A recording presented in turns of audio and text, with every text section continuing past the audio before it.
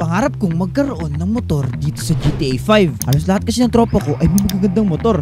Ako na lang yung wala. Kaya ngayong araw pupunta ako sa pinakamalaking junkyard dito sa syudad para maghanap ng abandonadong big bike. Kaya tara. Okay mga buddy. So halos lahat ng tropa ko dito sa loob ng Speed Society Roleplay ay merong magagandang mga motor, okay? Anyway, paalis tayo ngayon dito sa Kentas Custom kasi papunta tayo ngayon sa isang lugar na sinasabi nila sa akin na kung saan pwede akong makakuha ng motor, okay? Kasi yun na nga, lahat ng mga tropa ko dito sa loob ng Speed Society, mga kaibigan, ay meron na po silang magagandang motor, as in halos lahat sa kanila, okay? Si Kenta, meron siyang Demon Hayabusa, which is sobrang trip ko kasi bumagay siya sa outfit ko, yun red na red. Si Wayne, meron siyang, ang dami nata motor ni Wayne, pero yung mga motor niya ngayon, yung mga kinukuha niya, mga reader yun. Tapos ako, tinan nyo, stuck ako dito sa company car namin. Ito kasi yung company car namin, ni Kenta. Ito yung in-issue niya sa amin na company car. So ito yung ginagamit natin ngayon, papunta doon sa binigay niya sa aking location, okay? Which is, papunta tayo, I think, kung di ako nagkakamali, Sandy Shore ata yung gusto niya papuntahin tayo na lugar. Which is, doon sa Sandy Shore daw na yun, nandun yung mga tapunan ng mga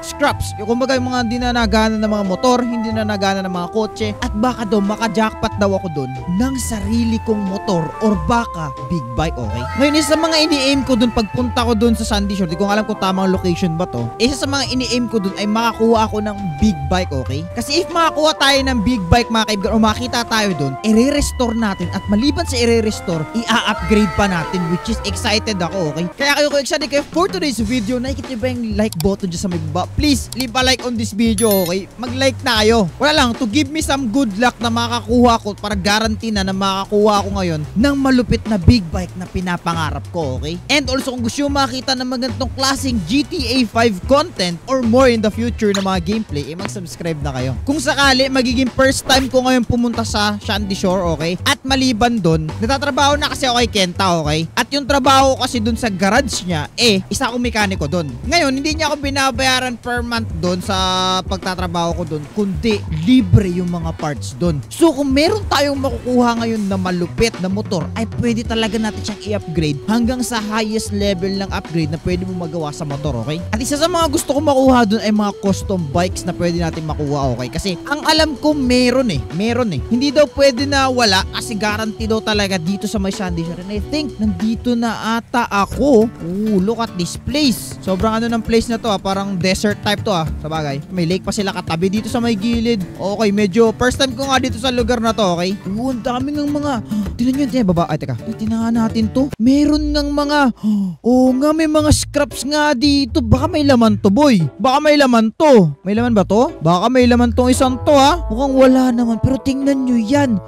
May mga scrap ng kotse dito, okay? So tama nga, nasa right place tayo ngayon, okay? Pero itong mga kotse na to, parang hindi na to kaya tayo restore to. Siguro kung lilihain natin to, aabutin tayo ng siyam-siyam dito, okay? Pero ito siguro yung confirmation natin na nasa tamang lugar tayo, okay? Which is exciting kasi, okay, makakita talaga tayo dito ng motor, okay? Kahit anong motor na yan, wala na akong pakialam. Kasya naman din ata yung motor na dito sa likod ng natin, ng kotse na dinala natin. Pero look at this place. Ito ba yung ito ba yung location na binigay nila sa akin? Hindi ko rin sure eh. Sabi may service sign daw sa likod. So parang ito. Hindi ko rin sure Punta natin pumasok siguro. Tao po, may tao po ba dito? Parang walang tao dito May entrance dito. Mukha talaga siyang auto repair na. Mukha talaga siyang scrapyard. Saan may entrance? Ay, dito yung entrance pala. Mukha talaga siyang scrapyard. Uy, tira nyo yan. May entrance pa na. Napakaganda.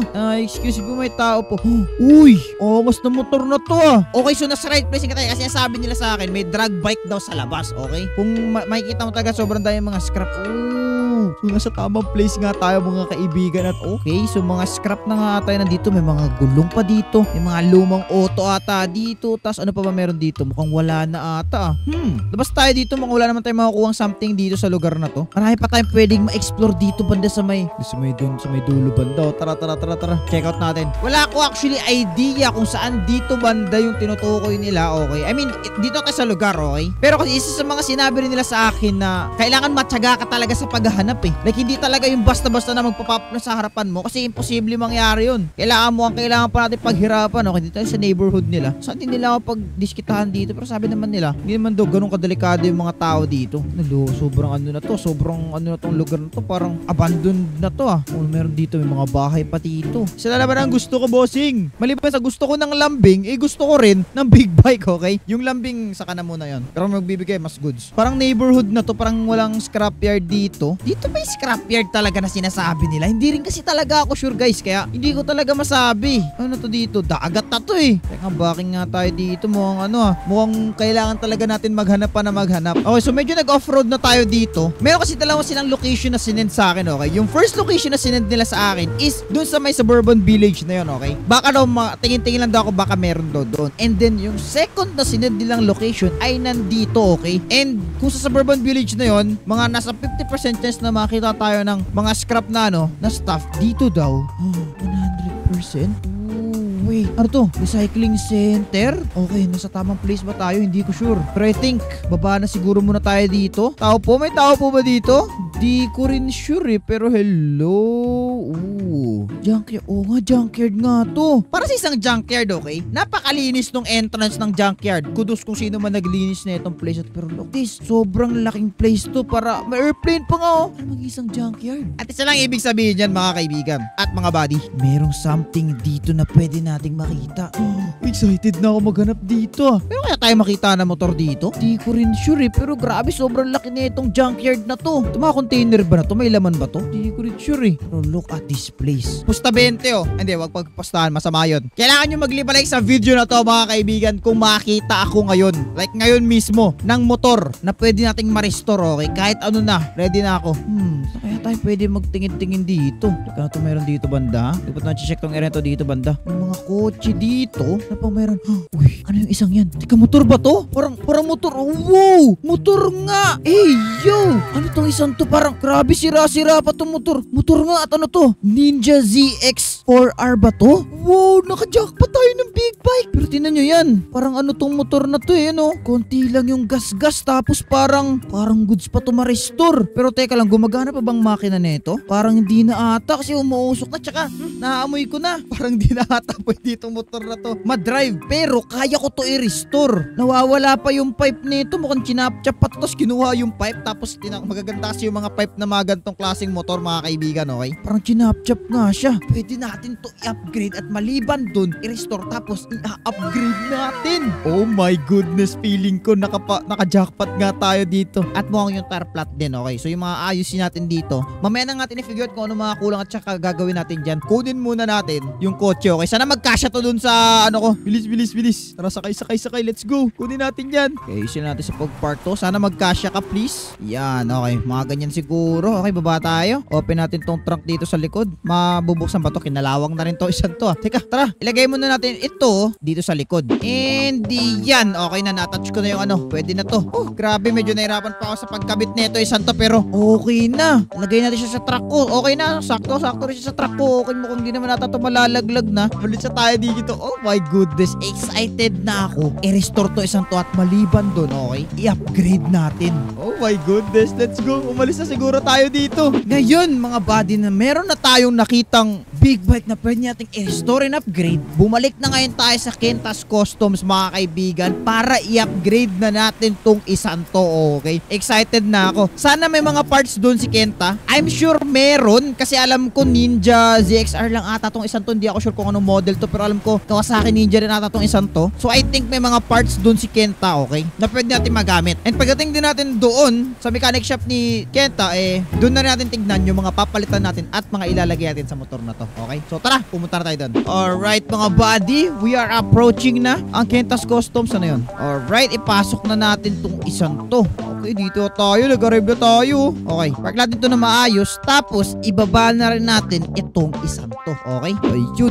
Ayun. Nabagsak pa nga. Yan, okay na siguro yan. At tingnan nyo tong isang to. Marami na akong mga balak igawin dito, mga kaibigan. Lalo na i-upgrade, okay? Meron na akong vision ko anong gagawin ko dito. Isa sa mga gagawin ko din dito, tatanggalin ko siguro yung decals nito kasi medyo hindi ko trip yung decals. And then, maliban maliban dun, palitan din siguro natin to ng wala siyang side mirror, no? So lagyan siya ng side mirror siguro. Then yung gulong medyo flat, hindi siya medyo flat talaga. Tapos yung tambucho niya dito, lagyan niya siya ng tambucho kasi wala nang tambucho tong isang to, wala na yung pipe niya. Maliban dun, yung headlight niya, meron akong naisip na ikabit dyan mga kaibigan. At magiging malupit to once na nakabit to dun, okay? Kasi basta magiging malupit to. Excited na ako, ipakita ko sa inyo mamaya. Pero first, ipasok muna natin siya dito sa loob ng Kentas Custom, okay? Pwede na siguro yan mga dyan sa banda. So ngayon, i-repair lang natin to. I-customize at i-upgrade natin to isa to mga kaibigan. Okay? So mga buddy, see you na lang in the next few days kapag natapos ko na to ma-upgrade. Excited na ako dito. Several days later. Grabe, sarap talaga mag-chill. Okay mga kaibigan, tamang chill na lang ako dito kasi finally natapos ko na po ngayong araw yung Kawasaki Ninja na nakita natin dun sa junkyard, okay? At maliban dun, ginawa ko siya na custom build na napaka-excited ako ipakita sa inyo. Ano ba bang inaantay natin? Puntahan na natin siya dun sa baba at silipin na natin siya. Andun siya, oh. Alright, tara na. Excited na ako ipakita sa inyo mga buddy. At eto na, gusto nga pala ipakilala sa inyo ang Red Night Fury ko na si Toothless. Ayan na siya.